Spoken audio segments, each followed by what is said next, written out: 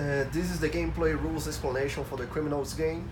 Uh, this is the initial setup for a 3-player game.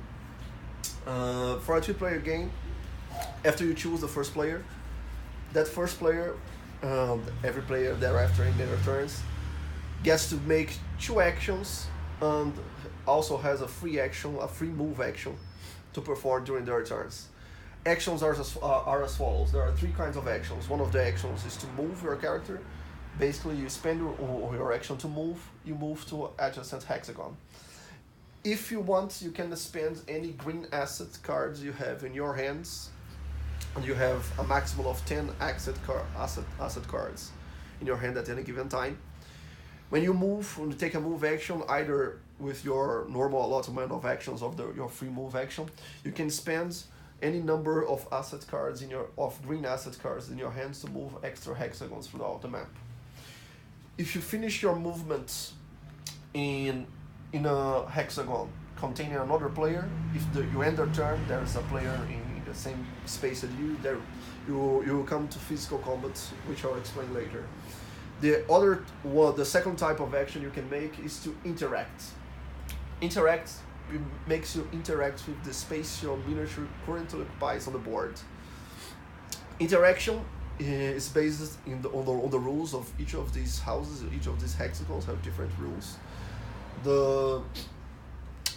Every hexagon we have 2 actions in it. There is a main benefit. If I interact with this hexagon, I would gain 2 red assets. And players which have programs installed here, the player with the majority of programs installed around this hex would get a secondary bonus, 1 red asset in this case, which I'll explain later as well. The central hexagon is special because it can't be hacked by other players, and at the end of the turn, if you have used it, you use it to perform the actions in the spaces being pointed out by these arrows.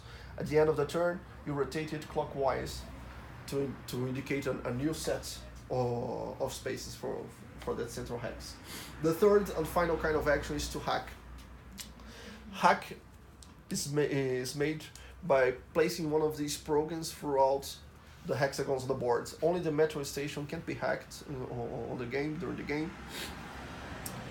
These programs will count towards the goal of the game, which is to place 6 achievement tokens here on the board, and they will also count for majority. For an example, if we have this situation here during play,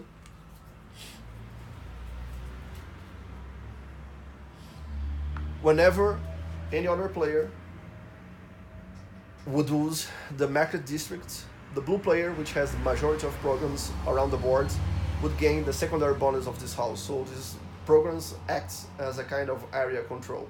Also, to place these programs on the board, you need to combat either the matrix, which is controlled by the board, or one of the other players. So if the red player would like to put one of his programs on this board, he could choose to face the matrix by placing his program here, or either facing the yellow player by placing his program there. Both players would then roll these dice and try to accumulate as much hacking symbols as possible in order to win the combat. As I've said before, if then at the end of your turn you end in a space which contains another character, there will occur physical combat between the 2 of you.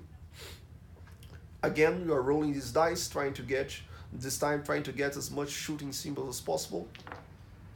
The loser will lose his sleeve, will have to change the sleeve on his cards and his abilities.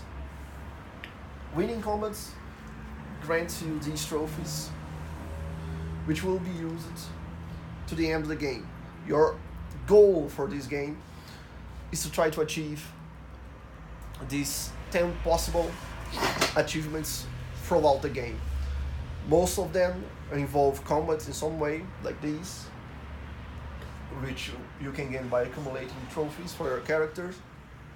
Some of them involve getting your character equipped or placing programs throughout the board.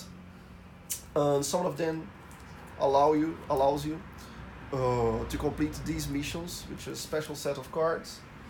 When completed, these go face up near your character, so that you can complete these two achievements around here. This is a basic explanation of the rules. If you are interested in a more in-depth guides of each of these situations, we can provide you with a rule book for this game. Thank you for your attention.